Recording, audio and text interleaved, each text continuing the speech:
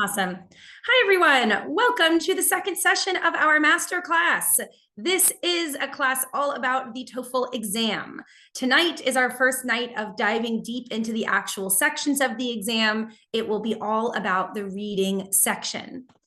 So a little bit about the course and about me to get started. If you already know who I am, nice to see you again. If you're new here, nice to meet you. This is a nice professional photo of me compared with me in a real Zoom call. My name is Ariella Knight. I am an English teacher and I'm originally from Boston in the United States, but I live in Algeria. I have been living in Algiers now for 5 years, where I founded and now run the English language school, the American Institute. Marhaba bikum. So today we are all part of a course that is actually a partnership with the U.S. Embassy Algiers. These courses, there's actually a series of them. There are 5 separate online master classes. This is the second one. Every single one of these classes is completely free, is offered online, so you can be based anywhere in Algeria or anywhere in the world to tune in. And this specific masterclass, we're doing intensive. That means that we're having a class every single day for 6 days straight.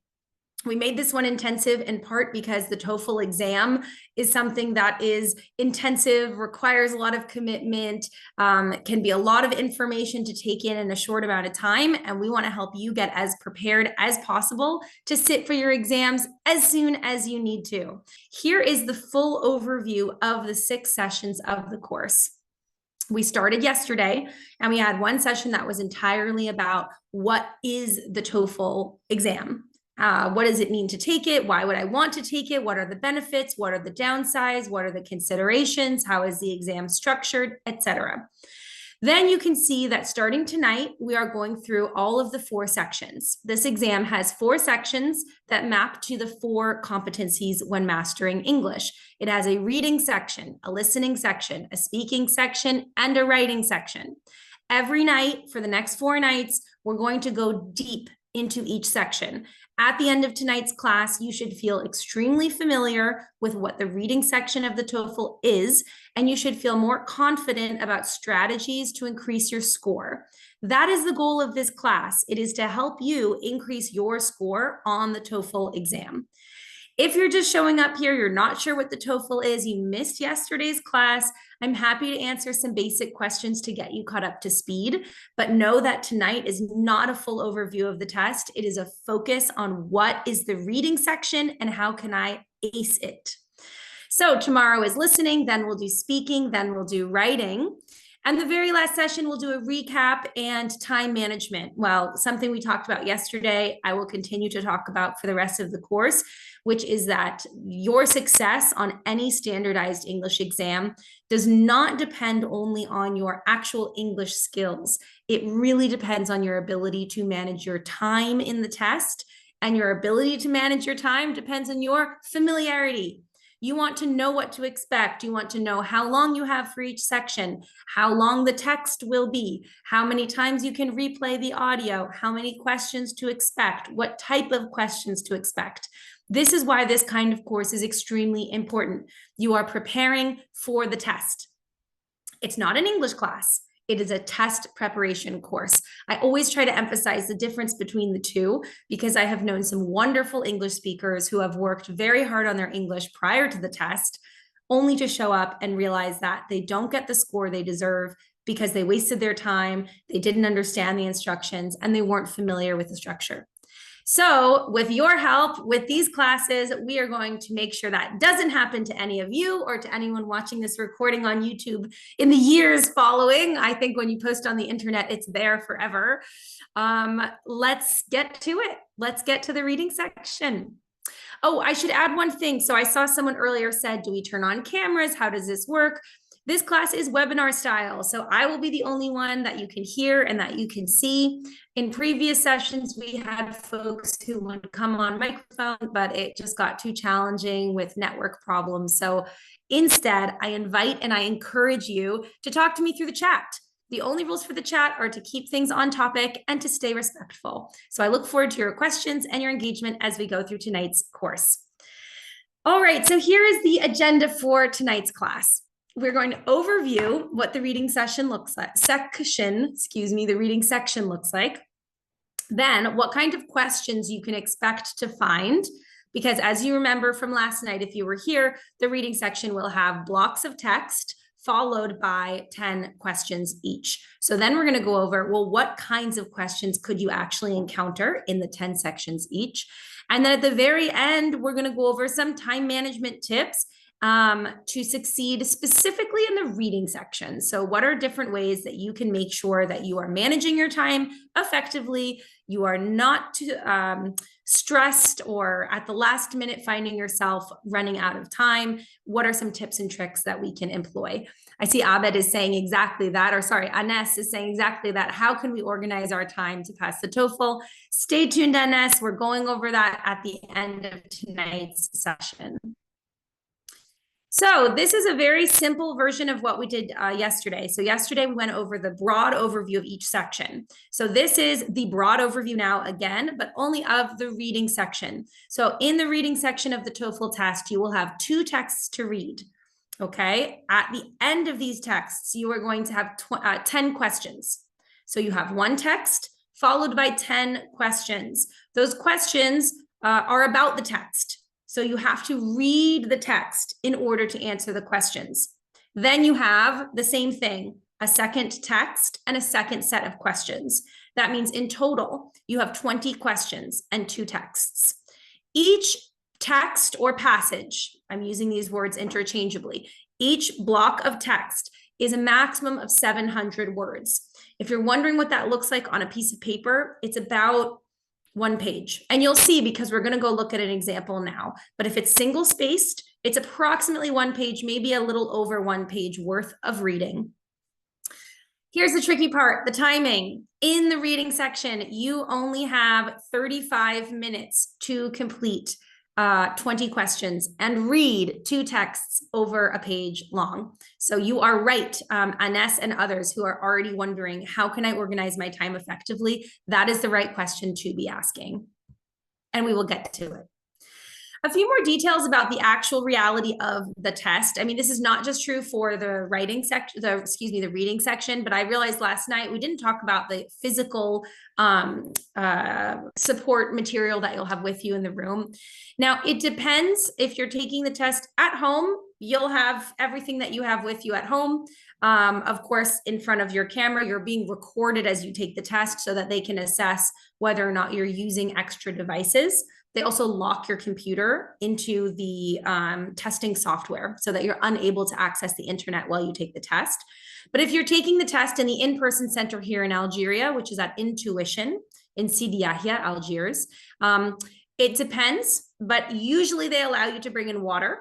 They may allow you to bring in a snack, and you are permitted to have with you reading glasses, okay? You will then have in front of you the laptop that you'll be working on, as we talked about yesterday. Even if you're taking the class at the Intuition Center, you will be taking it on a computer.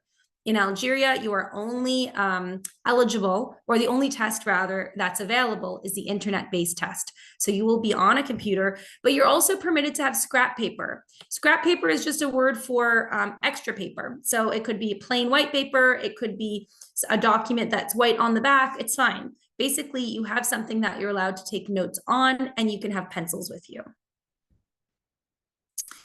So now let's get back to the reading section. What is the goal of the reading section? In case you're wondering, what do they want from me when they're assessing my reading? What are they trying to understand? So actually, the reading section is assessing how well you, the test taker, can read and understand materials used in an academic environment. We talked about this yesterday as well. The TOEFL test was developed largely for non-native English speakers who want to go to university and study in English. So a lot of the test is actually using academic materials. So you may ask me, Ariella, what does that mean? Academic materials, what sort of topics, what type of language? Well, the way I've formulated that question, which I've gotten in a variety of different styles or different versions, is what are the reading passages about? What topics? So we can actually see from the TOEFL Test Center themselves that they tell us that the reading sections passages are actually taken from university level textbooks. So they find textbooks, maybe it's a history textbook, maybe it's a sociology, political science, chemistry, biology. They take university level textbooks and they find descriptions that are appropriate for an introduction. So it's a new chapter, and the first page of that chapter is an introduction to the topic. That is the type of material that you will find in your reading section of the TOEFL. So then you may say to me, I'm imagining, I'm also referring to my previous students who have been very nervous about TOEFL. They'll say, but what if I'm not a chemistry major and they pick a topic on chemistry? Or what if I know nothing about history and they start asking me questions about the medieval Renaissance period? So generally, I've put the question here is, what if I'm unfamiliar with the topic that they choose? Am I just unlucky? I just do worse on the test because I don't know the content? Don't worry. The test is designed so that you don't need any prior knowledge. In fact, the questions have nothing to do with your knowledge about the topic before you come into the TESOL. Sorry, excuse me. I keep saying TESOL. I mean to say TOEFL. The TESOL is a completely different test, but they have similar acronyms. This one is, I'm putting it in the chat, TOEFL. Excuse me. So when you are doing the TOEFL reading passages, all they're trying to assess is your ability to comprehend English written work. They don't care, and it wouldn't be fair if they assessed prior knowledge. So all of the information that you need to answer the questions is in the passage. Don't make the mistake of thinking, well, what do I know about this topic? Or what have I heard about this topic? That's not where you will find the answer. The answer is within the text. I've underlined it in the slide, but the reading section does not rely on prior knowledge. All right, what does the reading section look like? So now you're going to have to bear with me because I am actually going to show you an example. And this example is straight from the website of the company that operates TOEFL. This company is called ETS. I believe you can see in the screen share even the link at the top. I'm going to put this in the chat in case anybody is interested in seeing this example. I'm putting this here not only so that you can see, so we can talk about it, but also because I want you to see how many resources there are that can help you to practice before the big day. So the actual test company, the company that makes the test, produces free study materials like this one. So as you can see, this is a piece of paper. You can see it has TOEFL IBT reading practice questions written on it, okay? I'm showing you this not for you to actually read it with me. I mean, I would love to read about this. This is the history of ancient Mesoamerica and Mexico, and it would be wonderful to read it together. But simply, I want you to visually see how much text you will be working with. So this is the text passage, the rise of Teotihuacan. We have one paragraph, two paragraphs, 3, 4, 5, 6. Okay, you'll notice that the paragraphs have numbers. They're very clearly delineated, which is paragraph 1, which is paragraph 2. This is so that in questions, when they reference a paragraph, there's no confusion. It's very easy for you to find based on the numbers on the left. You will also notice there are some parts of the text that are highlighted. You can see they have a black background. That's the highlighter for the TOEFL test. This means that the word or the phrase that is highlighted will be referenced in the questions. So they're actually giving you help. They're making it easier for you to find the part in the passage that you will need to in order to answer the questions. When you're first reading the passage, you can ignore these highlights. They don't mean anything different about the content, but you can have a little light bulb go off saying, they're going to ask me about this one later. When it's one word that's highlighted, like ingenuity here, you'll know that they'll be asking you about the meaning of the word. When you have a full phrase that's highlighted down here, you know that they'll be asking you a question about the context or the overall meaning of that phrase within the sentence. Okay. You'll also notice at the bottom here, so we have, after paragraph number 6, we have a footnote. If you can see it, let me try to zoom in. It has a little 1 indicating footnote, and they're actually giving you a definition. So the word in the text is obsidian, and they are defining it for you: a type of volcanic glass-like rock used for manufacturing tools and ceremonial objects. So even though there are going to be some words in the text that maybe are unfamiliar to you, there are other words that the TOEFL examiners have determined are difficult enough that they want you to have the definition. So some words are, let's say, B2 or C1 level. Okay, that's upper intermediate or advanced level English. You will be responsible for knowing, or at least guessing, the meaning of those words. When we come upon a really challenging word with very low frequency of use that you only find in maybe technical English or university settings that they wouldn't expect you to know, they'll provide a definition. Okay. I see Melissa asking if you will get the PDF later. Melissa, the PDF is at the link I sent in the chat. I'll send it again. This is free and accessible online. I really recommend that you actually try this section, this one, after we finish today's course. So far what we've looked at is only the passage that we read. That's okay, Melissa, no worries. I've reposted it. This is only the part that we read. Now we have the questions. So you, as a test taker, are responsible for managing your time so that you're able to read the passage and answer the questions within your 35 minutes. So we're not going to look at each question. I'm just going to scroll through. You can see the directions are very basic. The directions are answer the questions. There's nothing complicated about the directions. However, the questions themselves don't all look the same. So we can see in the beginning, we have a question. It's written in bold, and we have 4 options to answer: A, B, C, and D. You need to choose one answer. You can say the answer is B or the answer is D based on what you think.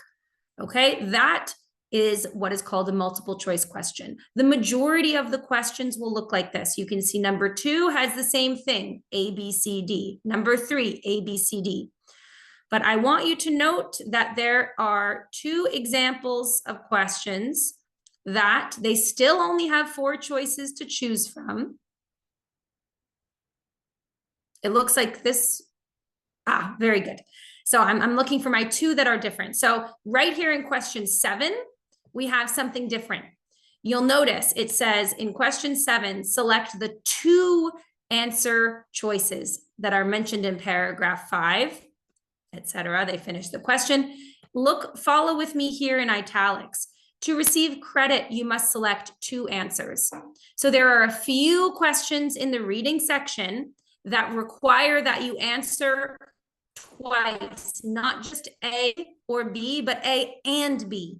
Okay, so that's one of the unique type of questions. The second unique type of question, we'll go over this more in a second, but are questions where they actually will have you insert a sentence into a paragraph. So you'll see they've given you a whole paragraph and they're asking you to add a sentence. And by picking the letter, you're choosing the location of where that sentence goes. This is visually and in a very broad way what the reading section looks like. We're now going to go through all of these types of questions, and then we'll actually look at some other examples. But I wanted you, before we go into the PowerPoint, to just visually see what we are talking about. We're talking about a body of text, roughly a page, slightly over a page, divided into paragraphs, followed by multiple choice questions that are mostly the same with a few exceptions. One exception are questions that take more than one answer. The other exception are questions that will have you fit a sentence into a paragraph.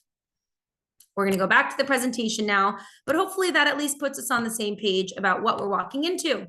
And now when you take your TOEFL exam and you see the reading section, you'll say, oh, I am familiar with this. This doesn't surprise me. Ariella told me it would look like this, which is really the goal of this course. Okay, so what are the types of questions that they will ask you after the passage? So we're assuming you've read the passage. At the end of the course tonight, we'll talk about ways to read more quickly. We'll talk about note-taking as you read, etc. But we're actually going to start tonight's course by talking about the types of questions they will ask you, because there are different types of questions that you can get. I'm actually looking, Ishak, at your question here. You're asking, when we answer the multiple choice questions, do we just select, say, A, or do we write the answer to A? Well, actually, Ishak, you'll be on a computer, so you will just click. That's all you're doing. You click for A or you click for D. You won't have to retype anything. The only time that you will be typing using the keypad will be in the written section. All right, so these are the 6 types of questions that you will find on the reading section of the TOEFL exam. We have factual information and negative factual information. We have insert text questions. We have sentence simplification, vocabulary, summary, and inference. Let's go over what each of these mean. So factual information. Don't be fooled by the somewhat complicated sounding title. Essentially, these are questions that ask you information based on what you learned in the text. So the text we were briefly looking at, we didn't even read, but all we know is it's about ancient civilizations in Mexico. So a factual information question would say something like, in what region is the text set? And they'll give you options. One maybe is Europe, one is Africa. One will say Central America, which we know because we read that the text is about Central America. So when we say it's a factual information question, really we mean they're just asking what the text is about, making sure that you've understood the main idea or sort of main context of the essay. What's important to note is that these questions are asking you for information that we call, that is explicitly stated. Explicit, which means it's written. So the example I just gave about Europe, Central America, or Africa, it's actually, if I read the passage, I will find the word Central America, or excuse me, the phrase Central America. So it's explicit. It's something that I will read the question, and then I will look back at the passage and I find the exact words in the passage that are also in the question. So factual information are considered one of the easier types of questions. Then we have negative factual information. So negative factual information asks you about which one is false. This is harder. So they will say something like, please select the statement that is not true. Here are some examples of what those questions can look like. According to the passage, which of the following is not true of X? So of ancient Mexico, for example. Another question that's a negative factual question, it may say, the author's description of X mentions all of the following except. So these questions are harder because you have to search through the passage to find what is not true. It means that the answer will be implicit.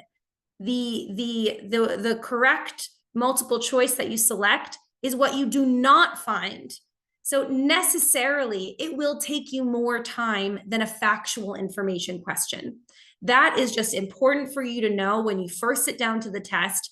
If you notice a question that is negative, what is not true or what is not mentioned, you can say to yourself, okay, that one's going to take me a little bit more time because my eyes can't just skim the passage to find the answer. I'm going to have to look for 4 different possibilities before I find it.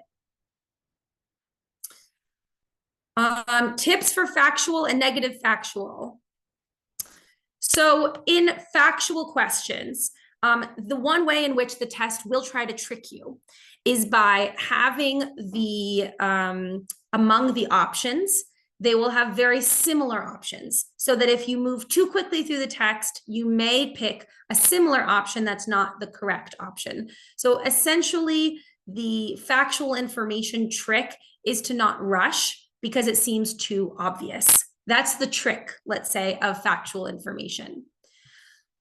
When we get to negative factual information, I would say my main tip, what we put here, is that the answer is either not in the paragraph or it contradicts the paragraph. So rather than the answer being simply absent, so let's say we're in our ancient Mexico example and it says, which of these subsistence foods is not relied upon? It lists blue corn, avocado, tomato, and I almost said corn a second time, and rice. So now you're looking through the passage for 4 different words. You're looking for blue corn, you're looking for avocado, you're looking for tomato, you're looking for rice.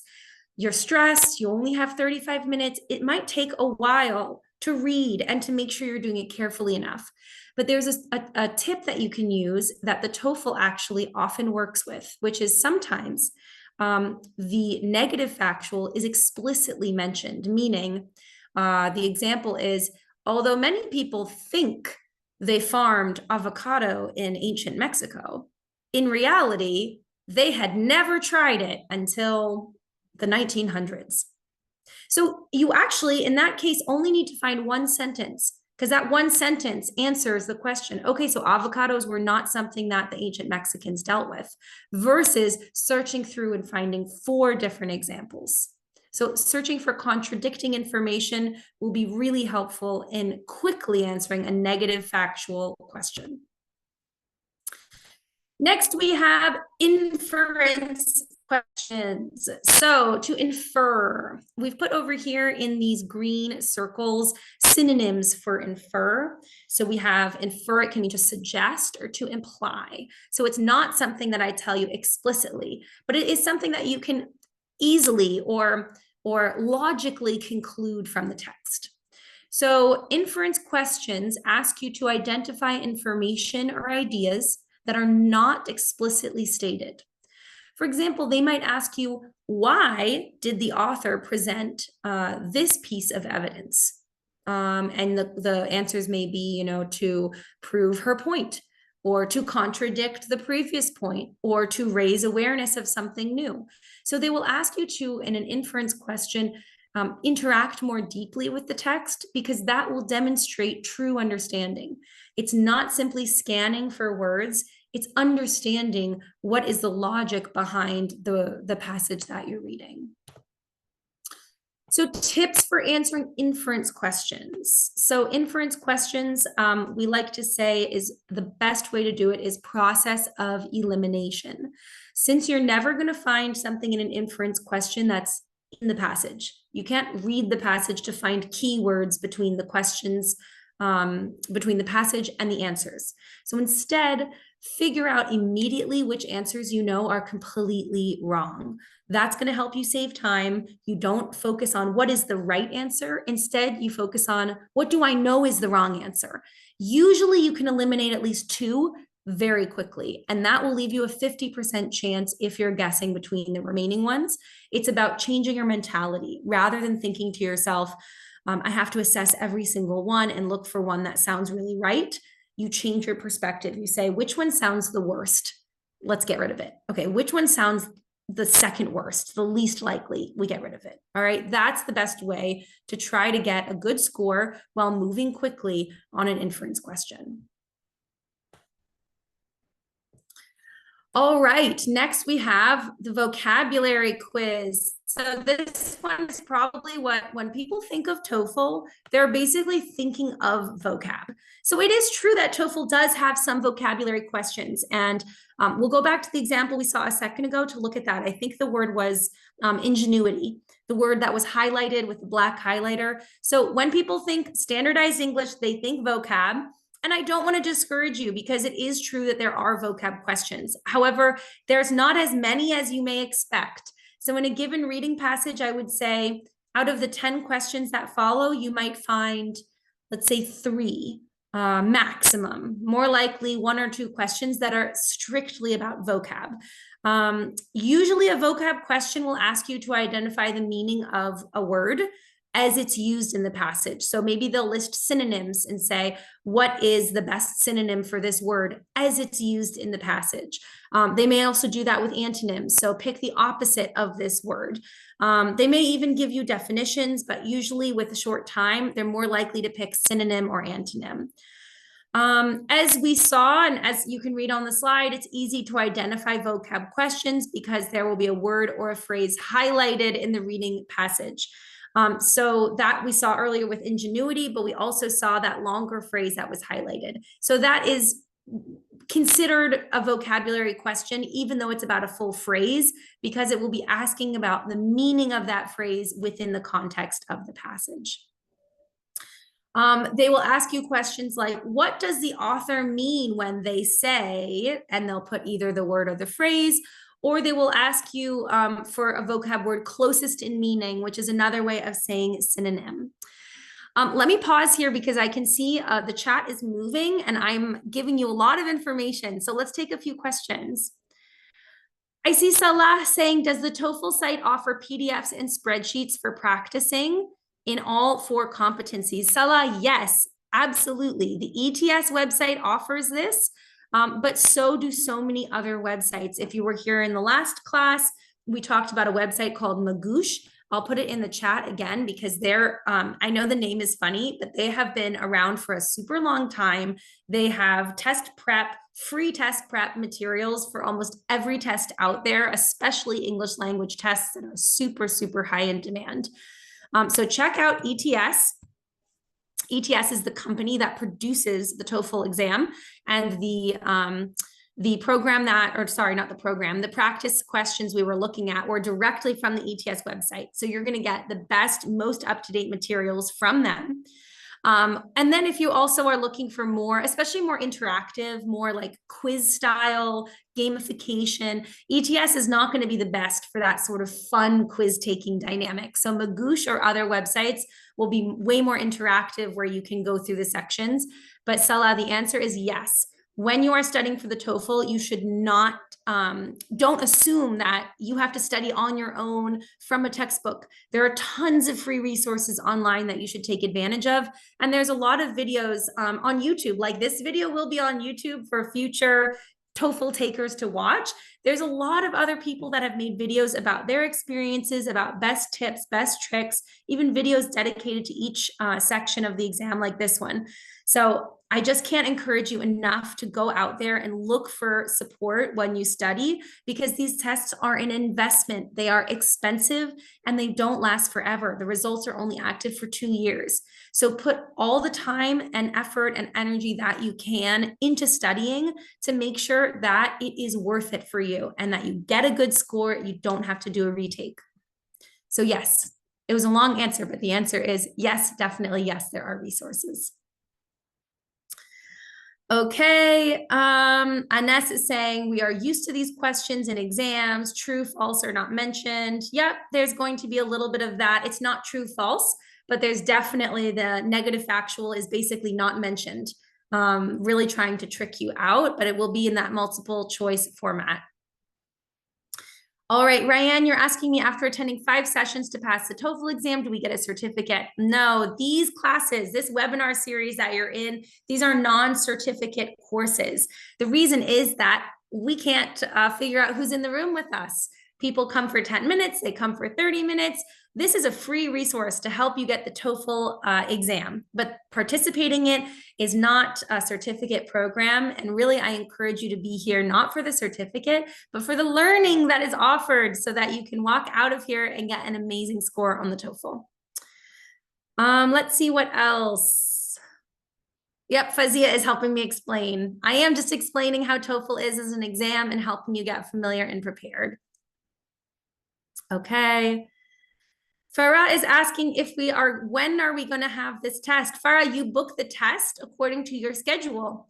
So you go onto the official website of ETS, you fill out your information, and then whether you're taking it online at home or in person at the center, they will send you dates and you choose the time and day that works for you. Okay? All right. Where can I pass the TOEFL exam? From Romesa. Thank you for the question, Romesa. So where is either at your house on your computer, as long as you have an up-to-date computer with a legal kind of operating system and a good internet connection. If not, then you can take the exam in Algiers. There is one center in Algiers that is authorized to offer the TOEFL exam, and it is called Intuition. They are a language school based in Sidi Yahya, and they are the only authorized distributors or providers of the exam. So when you go to their website, they will direct you how to sign up for the exam as well. Or when you go to sign up on the ETS website, they'll show you the times available at Intuition. Okay, Salah is asking, what does ETS and Magouche stand for? Salah, I actually don't know. I think ETS is maybe educational testing service. That is a guess. Magouche, I don't think is an acronym. I think it's just a funny name. But what's important to know is that they have great resources. And Mies, thank you for agreeing with me that knowledge is the most important regardless of the certificate. Without the knowledge, you won't get the good score on the test, regardless if you have the certificate or not. Sarah, so you're asking if we'll be doing a program like this for TESOL. So TESOL is a program that at the American Institute we offer, but TESOL is a 120-hour certification program, whereas these courses are free online webinars on specific topics. So if you're curious about becoming a certified teacher, feel free to contact us at the American Institute. But these free classes, part of the embassy, the U.S. Embassy Algiers programming, won't be able to cover something as extensive as TESOL. Well, I'm getting comments that apparently there's a school in Sétif that is authorized to offer the TOEFL exam. Well, great, wonderful news. I'm happy to hear it. I personally always recommend people take the at-home TOEFL because the price is a little bit cheaper. But if you don't have the appropriate, let's say, devices, so that's computer or network or operating system, then in person is great. Wow, so many questions coming in. I might have to get back to the chat. Sorry, not to the chat. I might have to leave the chat and get back to the presentation, but I'll do a few more. So Ishaq is saying, what are the accents used in the exams? So you're right, Ishaq, in noting that the TOEFL was produced by an American company, and the IELTS is produced by the British, actually government affiliated by the company Cambridge. However, both exams will try to have multiple accents. I would expect that in the IELTS exam, you will probably only have British accents or accents from former British colonies. So we can call it the former British Empire. So you'll have Australian, you'll have Scottish, you'll have Irish. Maybe you'll get Canadian, in which case you get an American accent, but typically you're going to hear way more British accents in the IELTS exam. But the TOEFL exam also gives you different accents. They do try to mess with you, confuse you, give you a variety of accents as well. But it's a good bet, if you wanted to put a bet on it, that you're going to get more American accent in TOEFL and British accent only really in IELTS. All right, everyone, we're going to go back to the presentation, but I'm happy that you're chatting with me and with each other and that you're active in the course tonight. It always makes this more fun for me to see what's resonating, what's not resonating, and where I can be most helpful. So let's do a quick review because it's been a few minutes since we were looking at the slides. I'm going to go back to my overview slide that talks about the types of questions. So we talked about the first one, which is factual information and negative factual information. We then talked about inference questions. You'll find it on the bottom left. Inference questions. These are about what does the author mean? What is suggested? What is implied? What can you logically conclude? But it is not something that is explicitly stated in the text. And then we talked about vocabulary questions. So vocabulary questions can be about the meaning of words or the meaning of phrases. So we're halfway through and we have 3 more types of questions left.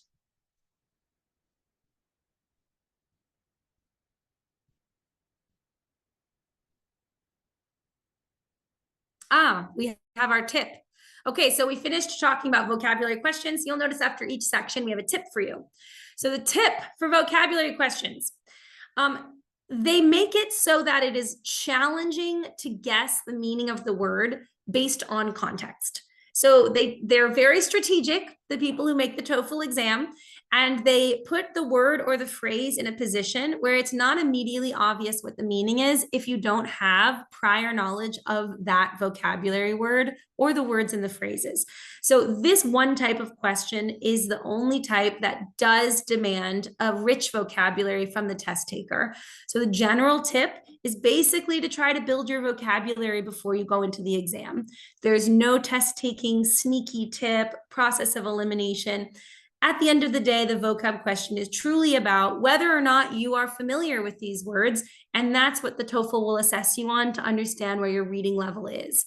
When we talk about reading level, we're largely talking about someone's vocabulary and their ability to comprehend written text, transitional language, argument language, etc. All right, so now we have sentence simplification. So these ask you to identify a sentence that has essentially the same meaning as a sentence from the passage, meaning they will ask you to simplify. This will be a sentence that restates the most important information in a simple way. So they will take a sentence, maybe it's a sentence that's, I don't know, 2 lines long on a page, 1, 2, maybe 2.5, 1, 2, a little bit more. And they will give you 4 options, option A, B, C, and D. All of the 4 options will be short. So the instruction is, which one of these short options is the best replacement? So your job is to figure out what is the most important part of the original sentence, because that's the part that needs to be maintained in the replacement sentence. All right, tips for how to do this effectively. You want to pick the answer that includes the essential information and leaves out non-essential information. So when you go from a really long sentence to a short sentence, you're going to lose something. Something has to go. And your job is to figure out what can go. In a sentence, let me come up with an example. I'm in ancient civilizations of Mexico. So let's imagine we have a sentence that talks about the ancient emperor of Mexico. It says he was married and that he was, considered the most famous deity of all of Mexico.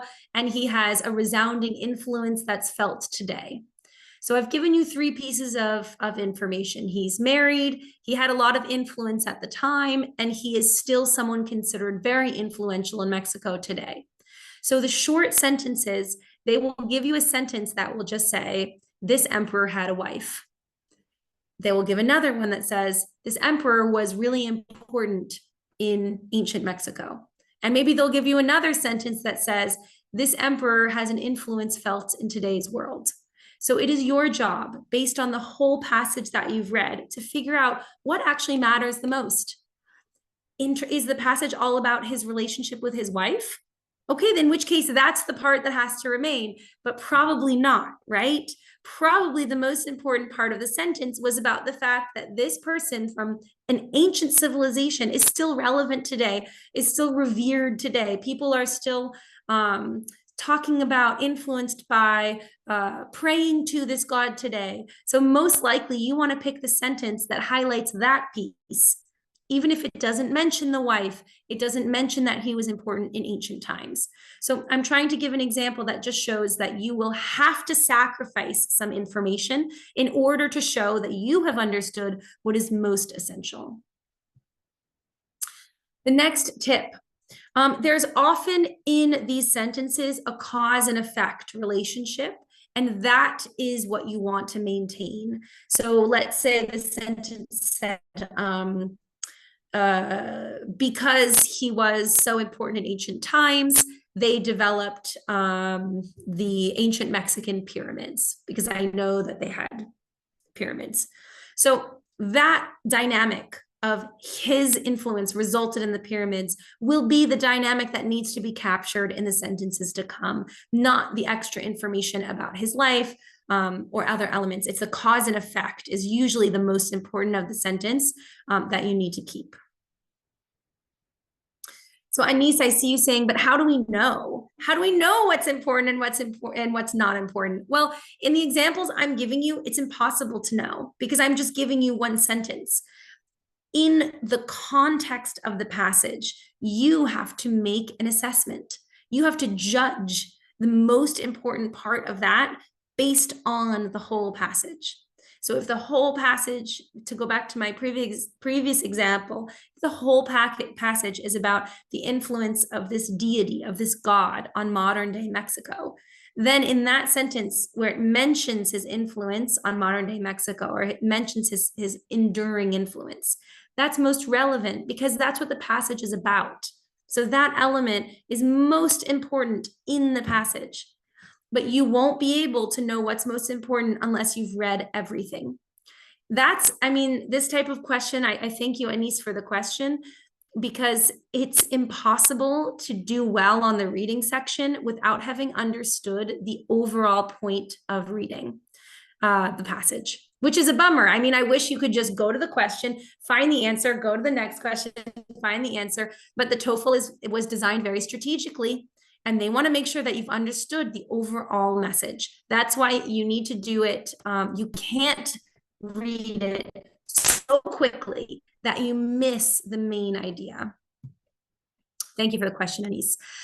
Insert text questions. So this is a question that wants you to prove that you understand the logical flow in a passage. Show that you understand the logical order of ideas. This is going back to what we looked at the example. I'm just going to show you right away. This is another example. Don't read the text. The text is not important. I have here circled in red what I want you to pay attention to, which are actually these black squares. The black squares indicate the location in the text where you can add a sentence. So the TOEFL exam will give you a sentence. This sentence currently is not in the passage. They ask you to choose the location. Where should it go? So you will drag your sentence on top of the dot and it will populate in the passage. So you can actually visually see where you've chosen to put the sentence and read to make sure it is logical. A tip for how to answer, what were these called? Insert text. A tip for how to answer insert text questions. Actually, in the real test, since all of you will be taking an internet-based text, you will be able, as I said, to drag your answer into the passage. So the tip I have for you is to do that. Test it in every location, all 4 locations, in order to see where it's most logical. For us, as we're reading, it was going to be a lot easier if you physically move the sentence into the passage to analyze it rather than trying to trace it. This is the advantage of taking an internet or computer-based test, and it would be silly to not use the tools at our disposal. Last but not least, we have prose summary questions. So this is about summarizing the main ideas of the text. So in a prose summary question, they will ask you usually for more than one correct choice. They'll say, what were the major ideas or what were the most important ideas that were mentioned? And these are the times that you're going to have to select more than one answer. The example we looked at had 4 answers and they wanted us to select 2.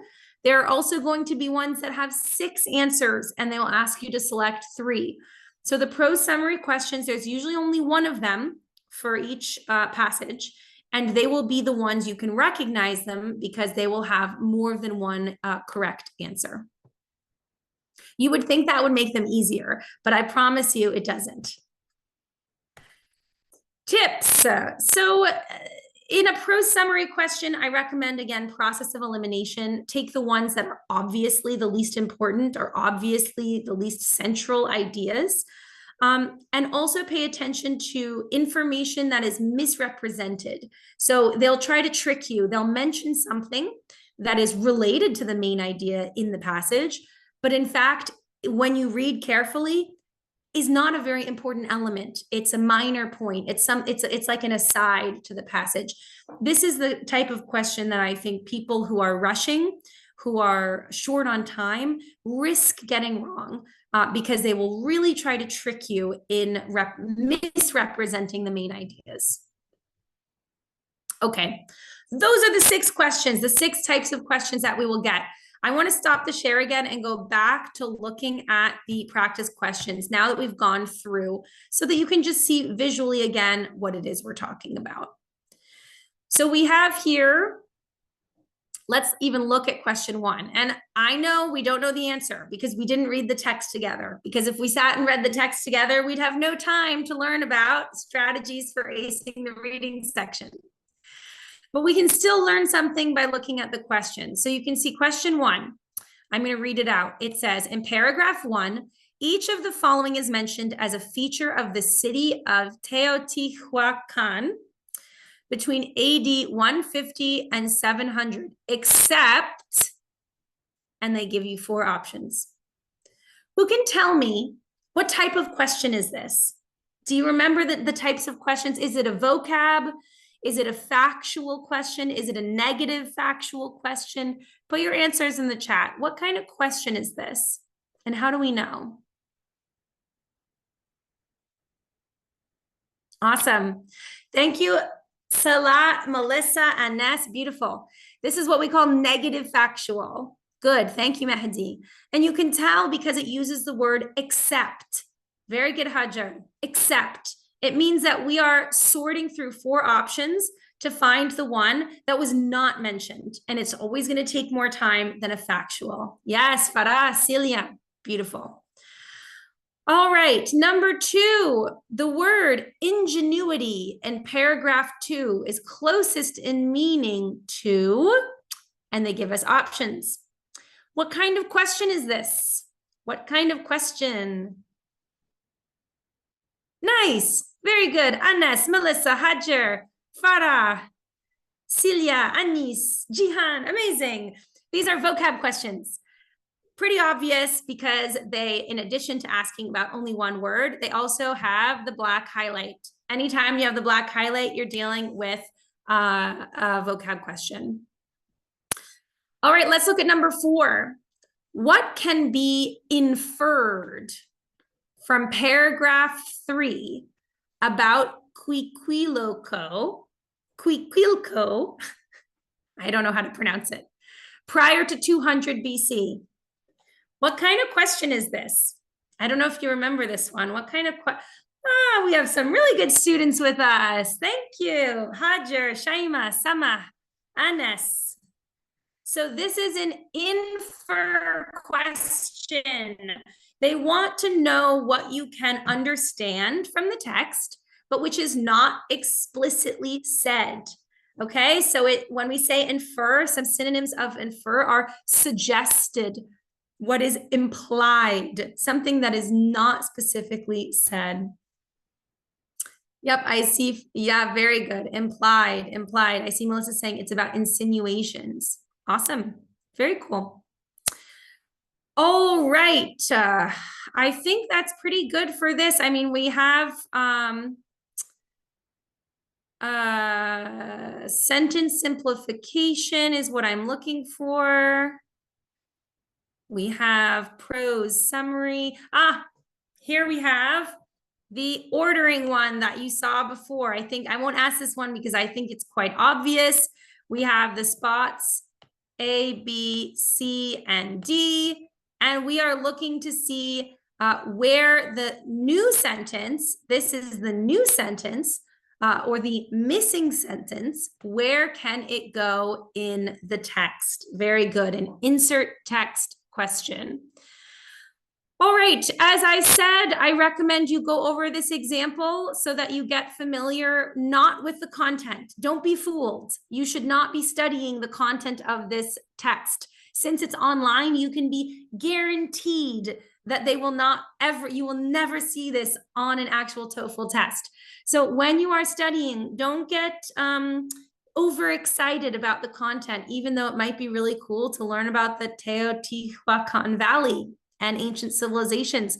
What I want you to do is think like a strategist. Notice how many vocabulary questions do they have? Notice how many sentence simplification are there? Notice which ones are harder for me, which ones are easier for me. Okay, and as you're studying, you will start to look at the test like I want to say a chef kind of dissecting a recipe. So he's in the restaurant and he's pulling the flavors out so that when you're in the actual exam, you're not intimidated, you're not nervous, you don't waste any time understanding, and you go directly into answering. Cool. All right, let's go back to the rest of the presentation. If you're thinking to yourself that this is moving very quickly and how are you supposed to know what a prose summary question looks like, etc., do not panic. The entire point is to become familiar with the test, but not in one setting. If all you take away from this class is, wow, Ariella made me realize I should really study for the TOEFL, then that is enough. That's amazing. Really, this is a test that you should spend a month or so preparing for. And just this is your initial bite to realize where you're studying can start and where it should start. Great. All right, let's talk about strategies. Now we're going to talk a little bit about reading. So we went a little bit in the reverse order. I wanted us to start by talking about the questions at the end. Why? Because that's what you're assessed on. That is what is either marked as correct or not correct. However, the basis of your ability to answer correctly is if you have understood the passage. So when you are preparing for the TOEFL exam, yes, you need to prepare for vocab questions, for insert text questions, etc. But I also want you to be prepared to improve your comprehension of reading a complicated text in a short amount of time. So essentially, the title of this is contextual inference, but basically what I would encourage you to start doing is trying to read texts for the point. What is the main idea that I am supposed to get from this passage? What is the overall message? And move away from understanding every single word. Why? Because you will not have time to understand every single word when you are reading a passage. So you will actually be forced to use your, let's say, reading strategies to pick up the main clues. Okay, this one was mentioned 3 times, so it must be more important than something mentioned 1 time. Or I'm understanding the general idea. I don't quite get this sentence or this sentence, but I'm going to continue reading and then I will reflect back. So reading for context is very different than reading for accuracy. And that is what I encourage you to do for the TOEFL exam. Understand the meaning of the text based on your global knowledge and not your specific knowledge of each word and of each sentence. Okay, another great strategy, which is something that I use a lot, is skimming. Skimming and scanning, these are essentially synonyms. I'm not sure, there's probably some people here who already know what skimming means, but skimming is when you read something very, very quickly. And in fact, you are only reading to pick up certain words. So you are reading, sometimes people say they read every 3rd or every 4th word. Other people say they read for vocab. So they look until they find a vocab word and then they'll read that sentence. Good. Then they read till they get that word again. Okay. They'll read the sentence. Okay. So this is essentially speed reading. When people say they read fast, I will challenge them because I'm a fast reader, but I'm not a fast reader. I'm a skimmer. I'm not actually reading every word. And that is why a fast reader, if you ask them to read out loud, their speed drops dramatically because when you read out loud, you must read every single word. Well, skimming is an amazing technique when you don't have a lot of time and you're working to understand the overall idea of a passage. How do you learn how to skim is the question I get all the time. Essentially, skimming takes practice. It's extremely hard to do in a language that you are not a native in. I can say that because I have an impossibly hard time doing any sort of skim or fast reading in other languages. But there are some great resources online for a lot of different tests that will help you skim. Basically, you want to work on getting a passage in front of you, and you need some kind of question at the end. Let's say you're doing this really low-tech version, you're doing it at home. Okay, the question at the end should be, what was the main point of the passage? You can always use that question. And then you need to start a timer. Maybe it's a 5-sentence passage. You say, I'm giving myself 30 seconds. Okay. And at the end of the 30 seconds, you have to sit and write down. You have to block the page so you can't look. You write down the main idea. Then you go back and see, did I get it? This is a way of training yourself. But luckily, we don't have to do this, I want to say caveman era strategy, because we have the internet. And I promise you, our dear friend Google, or even any of these test prep websites, will have a lot of activities that are designed to help you learn how to skim. All they need is a text, a timer, and a comprehension question. So no matter how much text you choose or what time you choose, essentially you have to force yourself to read faster and to start to read for the details that matter. Very cool. Skimming, I should also say, actually, I'm going to go back before I move forward. Skimming is also very important when you're looking to answer a specific question. So the question, especially negative factual questions, they're giving you 4 things and saying what is not mentioned. So you can visually, if I see that this one has 3 words and the second word is the word meaningful, then I can skim for the word meaningful. This is something it's very helpful if you've trained your eyes to search text. I know it sounds a little bit crazy, but I also can see in the chat that I think we have some skimmers. Anis is telling me that he is a sonic skimmer. Well, Anis, you wrote, I'm a sonic scammer, which is a different meaning, but I think you meant skimmer, which is, I think people will say I don't know if you can really skim sonically, because I don't know if we can train our ears to not hear words, but I do know a lot of people will watch YouTube videos or listen to books on tape at 1.5 speed or 2.0 speed.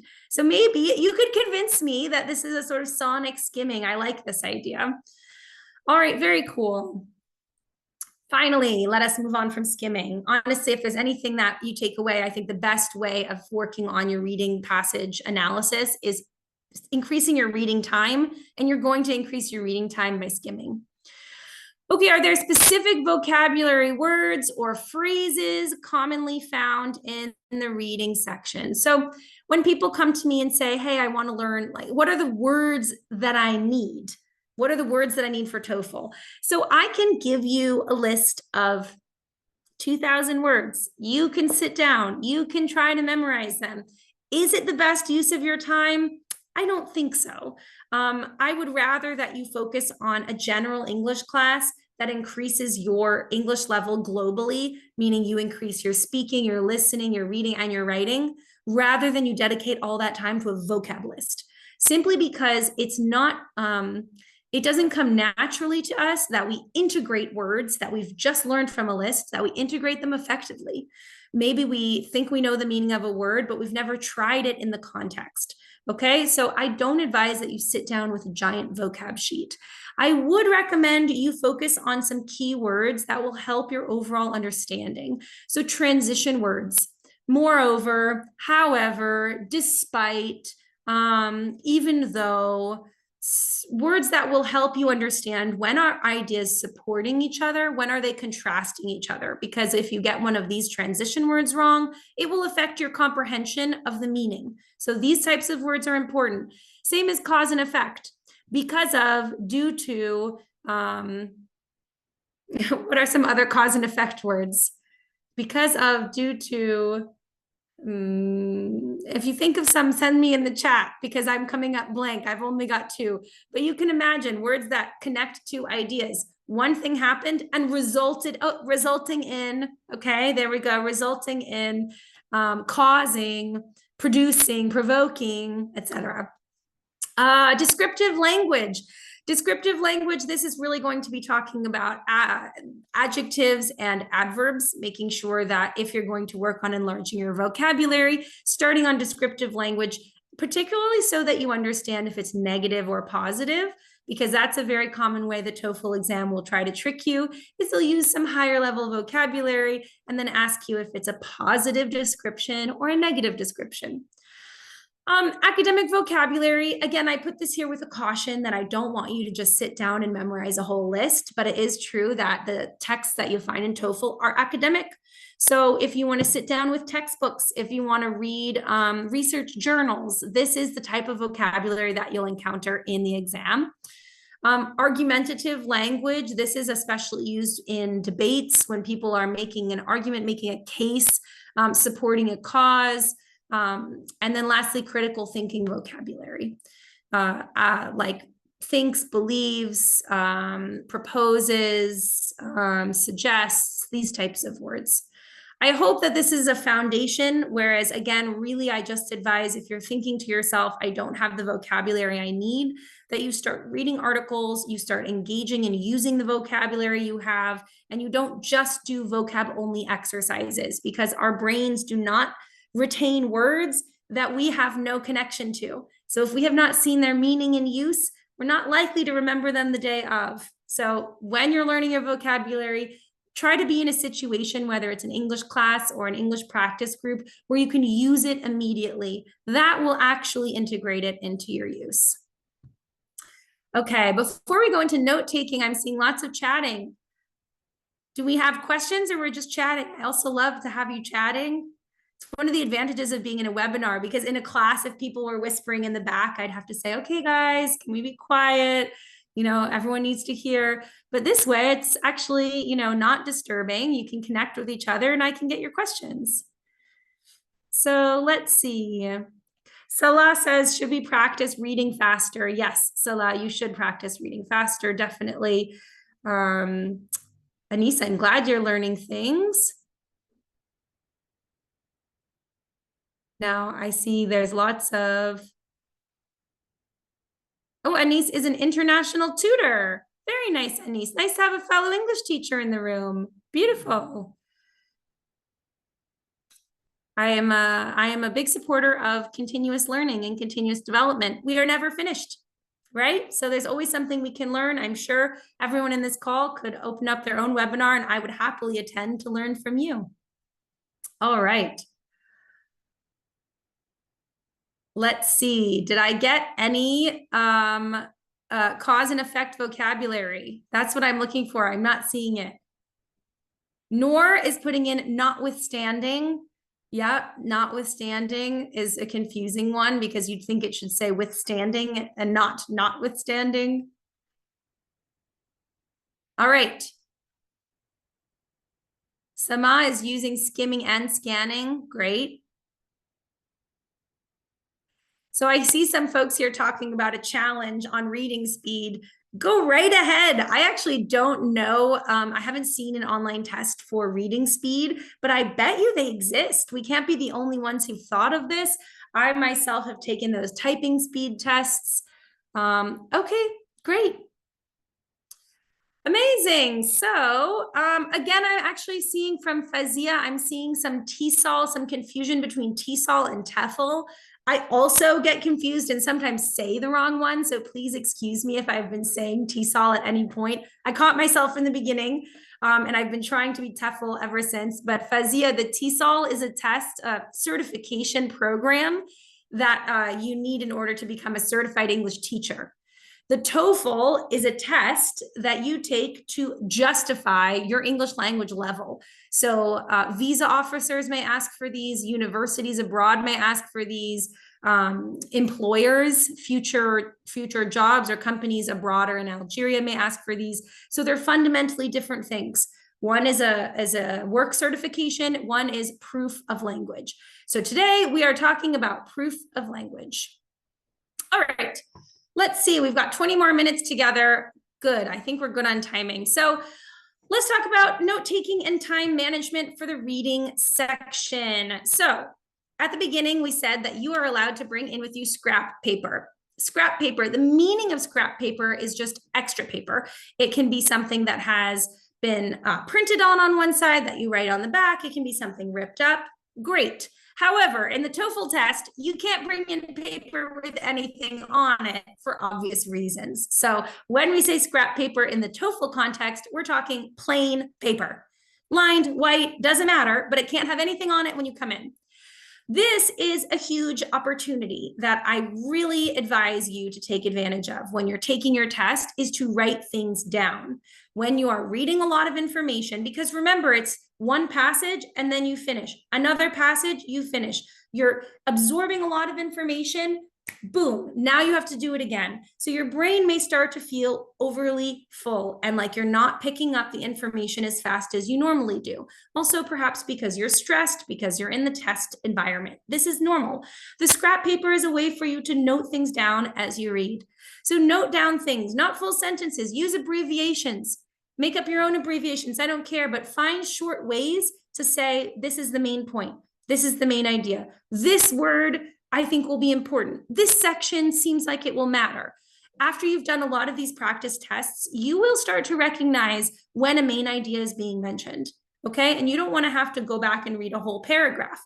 If you see that paragraph 3 has a big cause and effect between two main ideas, then you write on your scrap paper, paragraph 3 dash main cause and effect. So you know where to find it when you're in your questions later. This will help you as you're skimming. It will help you when you go back to answer questions. You can first check your notes and then check the text. And there's a way that you can also divide your paper as you like, even before you start reading. So essentially, you have either you can go by the text, main idea, and the answers as you want. But I actually recommend where it says text 1, text 2, text 3, that you write paragraph 1, paragraph 2, paragraph 3. And you put in here the main idea. So what you would end up filling out is, while you're reading the text, you'd fill out main idea. And then once you've read the questions and you go back to read the text, you can jot down what you think the answers are, and then you return. So the idea is that the scrap paper is a connection between the passage and the questions, so that instead of having to go back and reread through all of the text in the paragraphs, you can reference your scrap paper and use that to answer the question. It's simply a time-saving measure. Here's a case study. I don't know if it's going to be too long. I think it is for us to get through everything. But you know, I'm happy to share the PowerPoint afterwards if anyone wants to go through these. But essentially, we gave you a full paragraph. That is a sample paragraph from a passage. And then we showed the question and how you can answer it. So we're going to skip through it. We don't have time, but I just want you to see how they're using the text, the scrap paper, excuse me. So under main idea, they wrote Maui pollen logs. No full sentences. If you haven't read the passage like we haven't, it seems like total nonsense. The point is, it's a shortcut for you to get the answer that you need. All right, let's talk about gotcha questions. So when we say gotcha questions, what do I mean? Who has heard of this before? Send me in the chat. What is a gotcha question?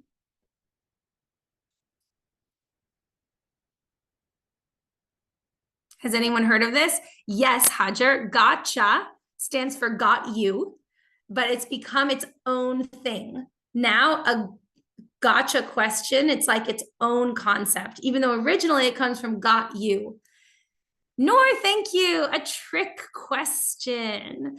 So a gotcha question is a trick question. And the idea, I'm going to show you sort of the facial expression, the intonation that goes along with it.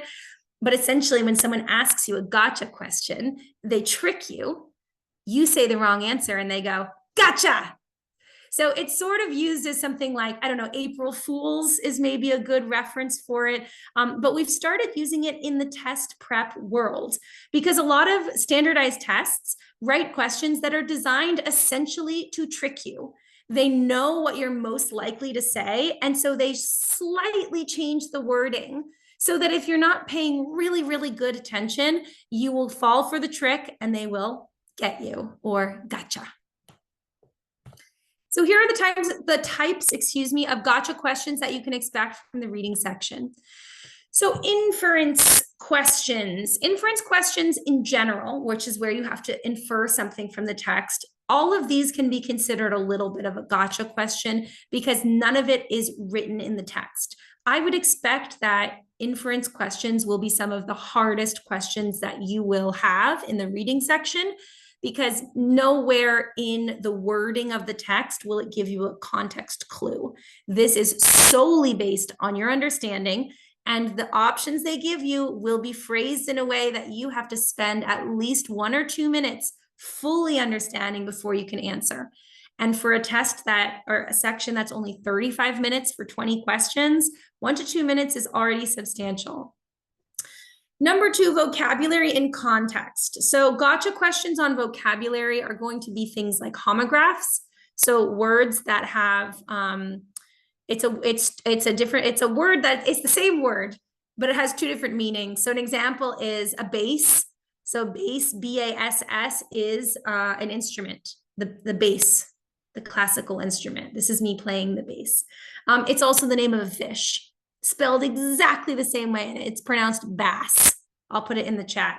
So these types of questions, they are going to include words that if you don't take into account the context, you could get the answer wrong.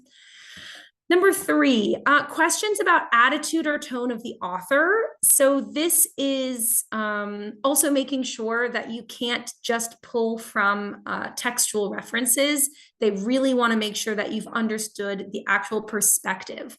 If it's an argument, someone is debating, let's say, that everyone should be a vegetarian, and they're really telling you things about vegetarianism and the science behind it and the politics and the history, the question will say, what is the main goal of the author? What is his perspective here? What is his tone telling us?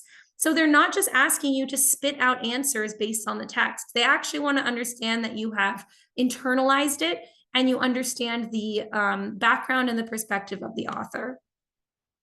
And then we have questions that do paraphrasing. So they intentionally don't use the same words in the text to prevent those of us who are good skimmers.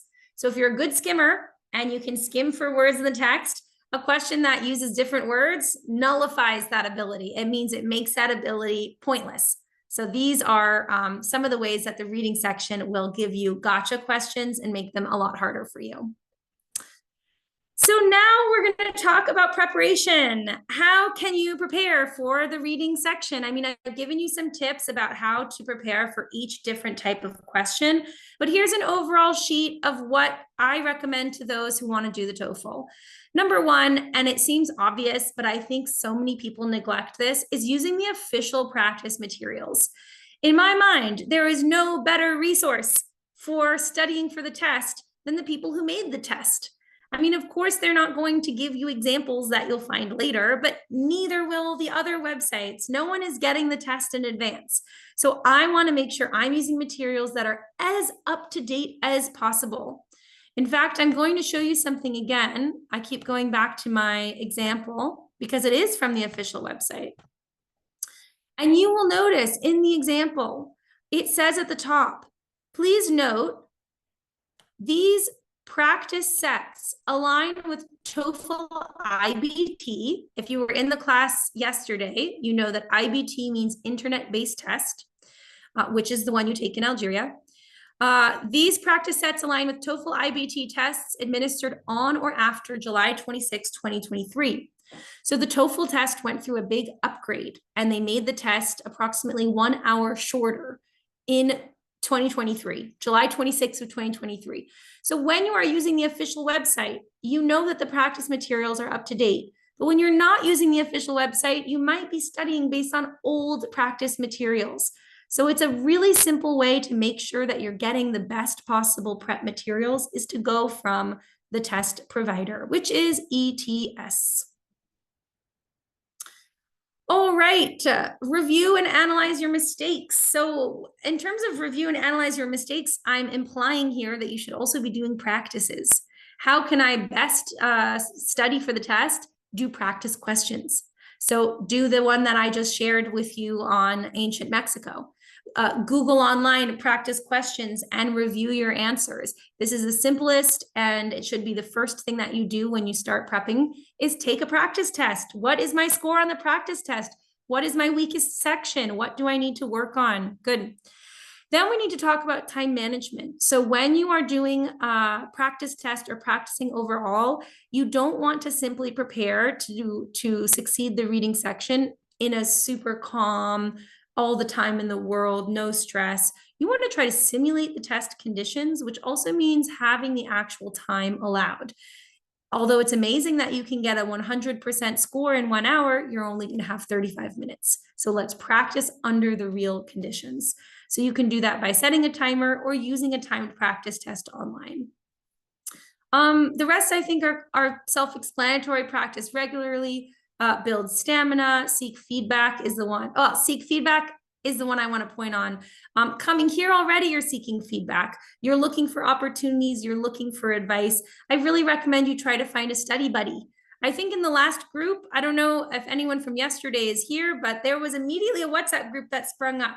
So not only are the social connections important for support when you get stressed or when you're struggling or the night before the test when you're in a panic, but also doing test prep with someone can really help show you where you need work. They may see something you're not seeing. Hey, I'm noticing that you keep making an error on the vocab questions. Hey, I'm noticing that in your listening tests, you're always struggling on the British accent. If you can find someone who can help give you that feedback, I think myself, when I'm taking tests, I find that type of reflective practice from someone else on my own work to be really helpful.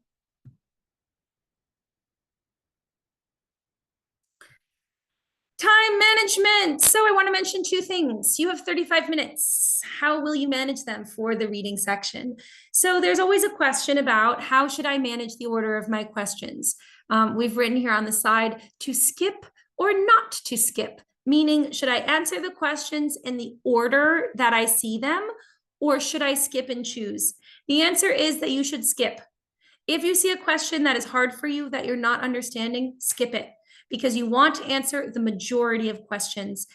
Go for the ones that are clear to you. In a second, we'll talk about which ones you should prioritize.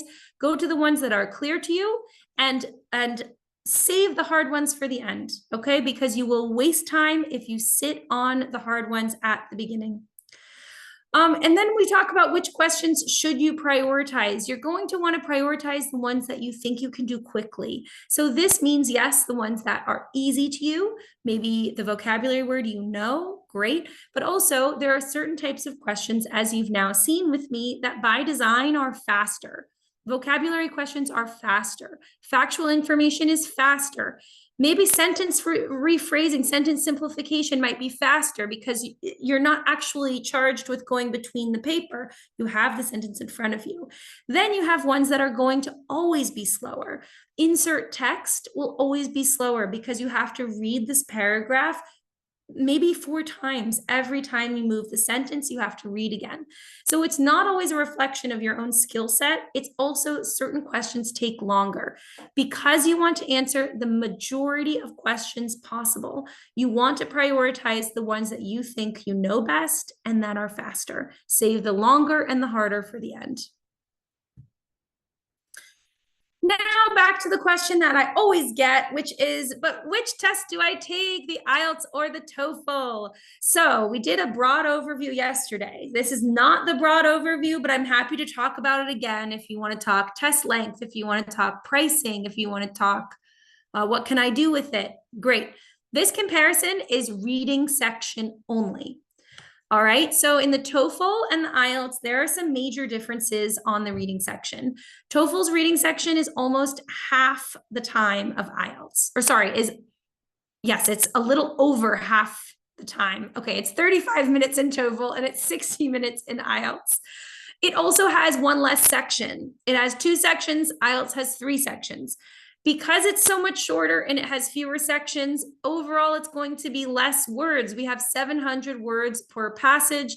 In the IELTS, we're going almost up to 3,000 words. The number of questions is half. You have 20 questions in TOEFL and you have 40 questions in IELTS.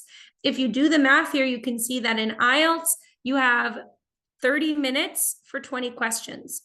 In TOEFL, you have 35 minutes for 20 questions. So you have slightly more, I don't even want to say minutes per question because it comes down to seconds per question, but it is a difference that you can feel. The reading section in TOEFL is slightly more relaxed. However, I don't want you to pay too much attention on timing, test length, etc. What I want you to think about is the last point. In the IELTS exam, they have what we call open questions, whereas in the TOEFL, there's only multiple choice. So what you saw on the test is every question ends with options listed, A, B, C, or D. And your job as the test taker is simply to click A or B. Or in some of these prose summary, when you pick main ideas, you pick 2 or 3 answers. In IELTS, it is not the same. You are typing answers to open questions. So for me, personally, I like the TOEFL one better. It is shorter and faster, but I prefer having multiple choice over open-ended. I have heard people say open-ended questions are scored more generously. It's easier to get points, whereas in multiple choice, you're wrong, you're 100% wrong. So there's some preference in there. I advise you, if you're debating between the two, to go online, check out some YouTube videos, the main differences in the reading section. In the IELTS, it's not on this slide, but I can tell you, you're also going to find more interpretation. So graphics, they'll ask you to interpret charts and graphs, and you really don't find that on TOEFL. TOEFL is just pure text. Do we have any questions about IELTS versus TOEFL? I see you guys are giving good advice for time management. I love it.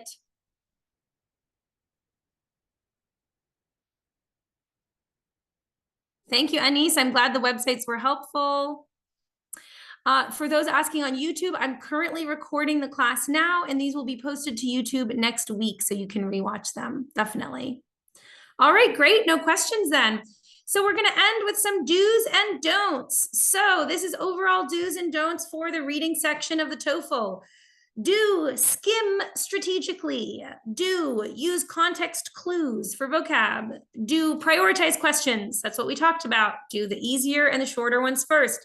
And do practice active reading to prepare.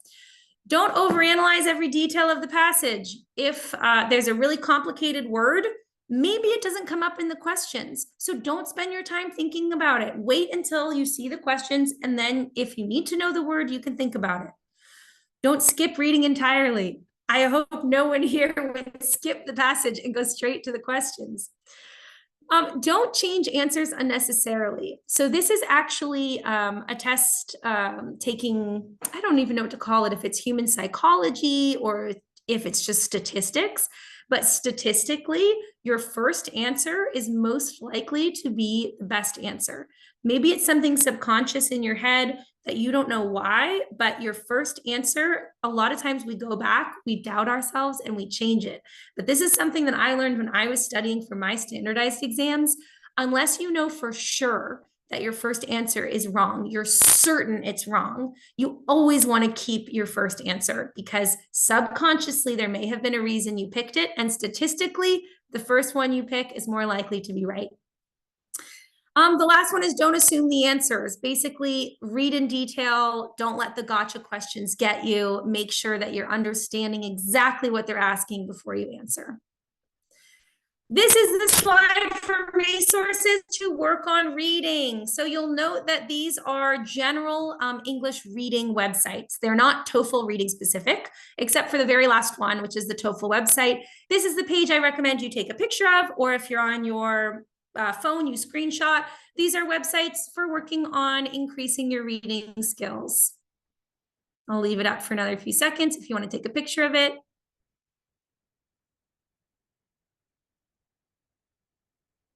Awesome. Q&A, but we're actually over time, and I see everyone having a great chat about time management and finding ways to improve time management. So I think I will just leave you with this last slide. We are going to be together every night. I hope you will join me. We are sacrificing our nights this week to learn how to ace the TOEFL exam. Tonight was all about the reading section. Tomorrow is all about listening, 7 p.m. I can't wait to see you all there. Thank you so much for coming, everyone. It was really a pleasure. I am going to hop off, and I hope you all have a lovely night. Bye, everybody.